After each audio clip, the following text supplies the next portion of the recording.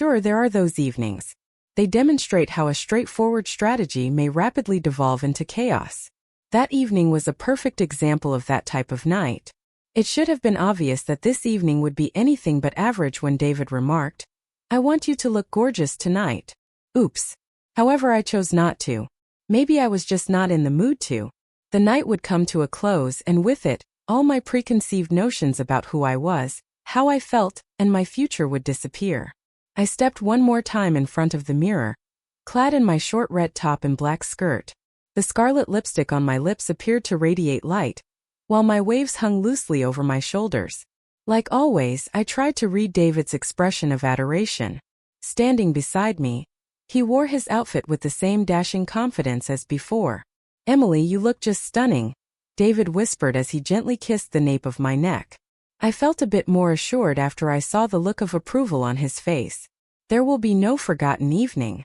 Made in the shade. Perhaps he had a point. On the other hand, my understanding of what David meant by unforgettable differed significantly from his. David had childhood buddies named Antony and Carl. We six had made it a point to arrange group hangouts whenever we could when Harley and Ivy entered the scene. This get-together, though, seemed unique.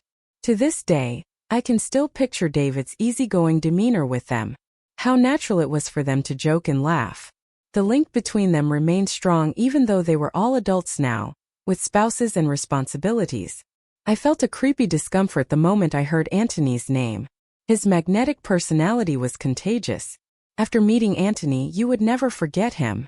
His towering stature, sharp features, and mysterious eyes exuded an irresistible charm. The very presence of Antony could alter the ambience of any given space, even when accompanied by Harley, and I was about to inhale that air tonight. I could feel Antony's intense stare fixate on me the moment we stepped outside the bar. Even though Harley was deftly slung over his arm, his sharp gaze followed me. I smiled and stood up straight as I attempted to calm the flutter in my chest. Antony whispered to Emily, "You look stunning." His voice was noticeably lower than normal.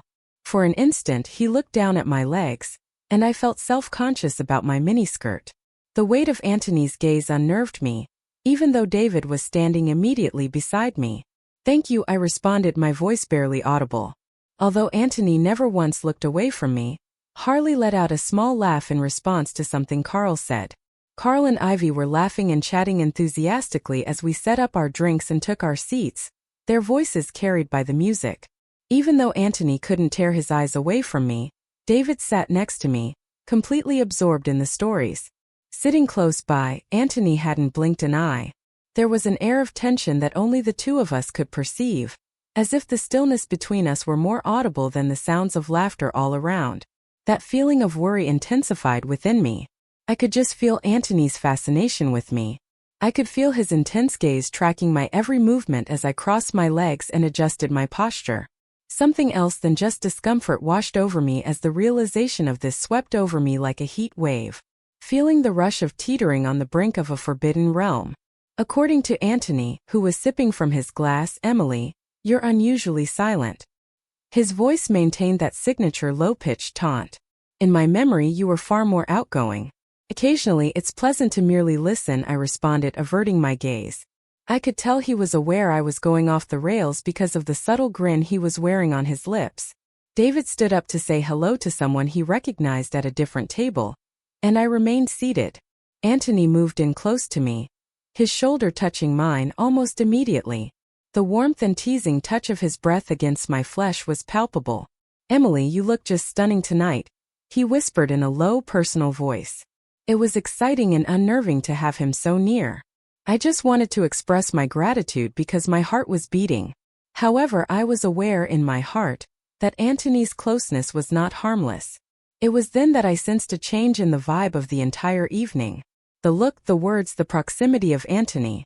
They had a way of enticing me in but also making me feel precariously close to an edge. I knew this night was going to last far longer than I had imagined. For some, there are evenings that are more than that. They are junctures when everything shifts. I can tell you're hooked if you've made it this far. If you want to be sure you don't miss this tale, subscribe to my channel and enable notifications. The low light and continual din of people talking and Laughing were becoming too much for me to bear as I sat at the bar. At one table, Antony couldn't help but glance across at me, while David and Carl were engrossed in their wistful jokes. Something about the depth of his stare always seemed to ensnare me. I was trying to get away from it, but I couldn't help but notice how entangled I was in our unspoken game. How did I feel about him? It was illegal, immoral, and utterly seductive. I attempted to concentrate on my drink while taking a deep breath. I could feel Antony's lingering gaze on me even as he smiled at something David said. It gave me the creeps. Nearby, everyone was present. Still, there was an unexplainable sense of isolation and vulnerability. At one point, David said, "Are you enjoying yourself?" by leaning over. As I said, "Of course," I gritted my teeth. I was completely oblivious of his presence, though. Upon his return to Carl and Harley, Antony wasted little time getting back to work. With an undeniable air of authority, he settled into the chair beside me. His whispered words revealed that you appear even more stunning in the low light. I briefly lost consciousness because his voice was so rich and soothing. I knew then and there what he was attempting to accomplish. My voice quivered as I called out to Antony. "No way. Look, everyone is here. Now is not the moment." However, he only grinned, exuding an air of composed confidence. "Nothing will be noticed." He claimed to be an expert, as if he had mastered the game. Afterwards, he delicately placed his hand on my knee beneath the table. I thought he could hear my racing heart. Eventually, the background sounds, including the laughter and conversation, subsided. The only sounds were Antony's voice and my own internal anarchy. I needed to take a break and escape. I got to my feet and made my way to the cooler corridor by the restrooms. Unfortunately, Antony wouldn't let me go. After that, he trailed behind. His warm breath quickly brushed the back of my neck as I entered the tiny corridor. He spoke in a low, intense voice, telling you not to run. "Allow me to share a little stuff with you." I pivoted to meet his gaze, and we met in the middle. He looked at me with such intensity that I felt helpless. "It's hard to hide what I feel for you," he murmured, his voice burdened by the weight of unspoken regrets. I told Antony that this wasn't right. I was fooled by my tone. There was an undeniable longing and an undercurrent of shame in it. Slowly, Antony extended his hand, and I felt his touch on my cheek. "Perhaps it's not right," he whispered timidly. "However, it is genuine." His remarks made me realize I couldn't hold back any longer. A gentle kiss slipped between Antony's lips. With his gaze fixed on mine, Antony retreated a little. "Are you planning to drop by my place later on?" With an air of self-assurance he inquired. "Of course we can keep drinking, but what's more essential is that we can truly wrap up this discussion." The implication of his statements was immediately apparent. Silently, I lowered my head and made my way back to my room. I felt my heart racing. There was a tremor in my hand. How was the remainder of the evening going to unfold? Despite how awful it felt, I couldn't shake this bond with Antony. For a little while, Antony mixed and enjoyed himself among all. Raises a glass, chuckles, and sings along. Particularly David and the others were letting loose, but we were all doing it. Barely able to maintain control, they were severely beaten. Antony took advantage of the moment when the room went quiet. He rose from his seat, emptied his glass onto the table, and grinned broadly at everybody. "We're all sad that the night is coming to a close, even though it's closing time." With an unwavering self-assurance he spoke. People looked at each other for an instant, trying to decipher his meaning. Subsequently, he proposed that we continue this at the summer house. We can continue the night at a less rowdy location. The suggestion was met with immediate enthusiasm. The summer house would be fantastic, even if David was wasted, he shouted. Harley and Ivy began to clap wildly in agreement. Antony was staring directly at me when I glanced over at him. In that instant, I had the distinct impression that the summer house concept was actually crafted with my name in mind. "Then it's fine," Antony grinned and said. "We'll all get in our vehicles and drive over there. Join me in making this evening one to remember." As soon as we reached the summer house, everything worked out according to Antony's plan. Everyone was captivated by the enormous ultramodern living room. Upon seeing a table laden with wine bottles, Antony proceeded to play some music and indicate their location. "Hurry up," he urged. and we should continue the celebration. Everyone collapsed into the couches, including David and Carl. It was as if they had lost all sense of reality due to the combination of alcohol and fatigue. Jokes had everyone in fits of laughter. As they sang along, Ivy and Harley held on tight. We were both completely sober, though Antony and I was approached once more by Antony. "Do you enjoy it, Emily?" Not even attempting to conceal the sight in his eyes, he questioned. I averted my eyes as best I could. "Yeah, it's been super fun," I exclaimed. However, he proceeded to draw nearer as a result of the stress in my voice. I began to feel dizzy. Due to the drinking, I was experiencing some vertigo. After setting my drink on the table, I stumbled over to David. My voice was weak and low as I whispered, "I believe I need a bathroom break. Having so many drinks, it is causing indigestion. Could use a mental break." David attempted to rise from the sofa, but he was excessively intoxicated. "I will show you, Emily," he said, gesturing obliquely toward me. And then, without moving an inch, I almost fell face first. Antony, as usual, came over at that exact moment, completely composed and in command. "No moving, David." With a delicate grasp of my arm, he assured me that he would assist Emily. "Guys, I'll get the terrace ready for you," he told the others as he turned to face them. His final suggestion was to spend the evening in the open air, gazing up at the stars. The living room crowd appeared to be on board, but I had a sneaking suspicion that the terrace had already been set up. What Antony really wanted to do was take me upstairs, and he was simply making that up. My heart was racing as Antony firmly grasped my arm and led me upstairs. I felt a whirlwind of conflicting emotions as our footsteps reverberated on the stairs. I get Antony's point now. What was strange, though, was that I did absolutely nothing to halt it. We came to a halt in front of a large door on the top floor. We peered inside after opening it. Antony crept up behind me, silently closed the door, and waited for a moment as I quickly surveyed the bedroom. It was as if he was trying to decipher my hidden emotions as his gaze fixed on mine. All that could be heard in the room was our own breaths. It was as if we were both anticipating the event's onset, but nothing had yet triggered it. Antony gingerly advanced and placed his hands on my waist. Even though his touch was light, an invisible force was pulling me in. His voice was low and deep as he spoke to Emily. "Your true desires are very clear to me. It's staring back at you. We can no longer afford to deny it." Antony embodied the epitome of masculine perfection. With his commanding presence, self-assured demeanor, and broad shoulders, he was sure to turn heads wherever he went. His features were sculptor-perfect. A strong jawline, somewhat menacing but hypnotic eyes that seemed to cast a spell. He seemed to be hiding something from everyone, at least in his dark brown eyes. He exuded an impression of effortless charisma thanks to his somewhat disheveled hair. His smile, though, was something else entirely. It penetrated deeply, leaving you numb to the world around. I experienced a mix of vulnerability and specialness when I was in his presence.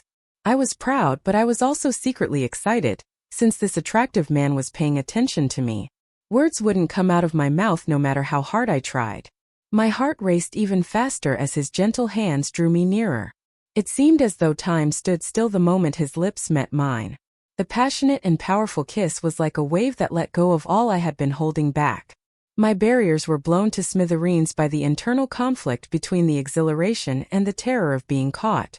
My composure crumbled as Antony's hands ran over my body in a delicate yet strong motion.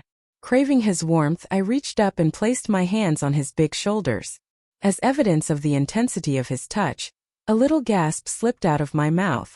My grasp on the situation was lost as everything escalated at a dizzying rate. My shaking hands began to unbutton my shirt. I felt a jolt go through my body as Antony's gaze darted over me as it fell to the floor. The next thing I knew, I felt his intense stare fixed on me as I reached for the skirt zipper. Those expressions encouraged me to take risks. I surrendered and collapsed into the bed. My gaze was fixed on Antony's face as he leaned in my direction. On the inside, I was experiencing an overwhelming sense of exhilaration, accompanied by feelings of isolation and shame. I felt a long-lost warmth in my body as his touch reawakened it. There were no other people or things in the world at that same second. "I don't hear any laughing from downstairs, David," the two of us with that illicit attraction between us. As he ran his fingers through my hair, Antony leaned over me. Subsequently, he gently continued to slide his hands downward while resting one on my waist. "Just the two of us tonight," he whispered with a gentle but determined tone. I was filled to the brim with emotion, and my pulse was pounding. Something enormous was stirring within me. It was all happening at a breakneck pace. It was my first time doing anything so dangerous and unlawful, and Antony was also running, attempting to avoid capture. I felt completely different, and I was quite thrilled. My entire body ached and shook not long after. At that same moment I thought I might black out. The taboo aspect of it made the attraction between us stronger. Even with the weight of that threat, we continued downstairs, where David and the others were waiting a few meters away. As we continued, I began to wonder if Antony was the one for me. I told Antony, "We need to hurry up," since he felt very different up close. "This is fantastic, but it must come to an end." "Not to worry, Emily. Things will be all right," Antony said with that confident air. And so we persisted. It came to a close when we both caved to our bodies' demands. We were both hot and exhausted. Our bodies were visible to me, and we were both brimming with excitement. I was hastily retrieving my garments from the floor while still struggling to catch my breath when the realization hit me. Although I had a tiny smile on my lips, my heart was racing as if it were going to explode. In an effort to calm my racing thoughts and feelings, I looked to Antony. With a little trembling but warm voice, I exclaimed that everything was extremely fantastic. "Now please check downstairs to ensure that everything is cool. I will go out on the terrace with you as soon as you gather everyone else." With his soothing expression, Antony nodded. "Absolutely, Emily. I've got this." According to him, he would be waiting for you. His words had a soothing quality that helped me relax, but I could still see the lingering effects of our evening in his eyes. Upon entering the restroom, I paused to take a deep breath. A reflection of my reflection appeared in the mirror. I could still feel the effects of what had transpired in my eyes and cheeks. How about this evening? Even though tonight would remain a mystery, I could still feel the thrill of that forbidden sensation resonating within me. Everyone was still laughing and drinking when I mustered up the courage to go out on the terrace. I pretended like nothing was wrong and sat down with David as Antony stood waiting off to the side. Smiling, I lifted my glass to him. "How about we end the night on a high note?" I stated. Nodding and raising his glass to me, David, inebriated but joyful, returned my gesture. That evening, I consumed so much alcohol that I became completely inebriated. My thoughts were still racing with those events when I dozed off on the terrace, cuddled up with David under the stars. I could feel the impact and thrill of what had transpired reverberating within me. Was it only a secret for a single evening? Or is it the beginning of a far larger event? We will have to wait and see. I can tell my narrative had a profound effect on you because you've come this far. Don't miss a thing since there's a lot more to tell. Please leave a comment, enable notifications, and hit the follow button.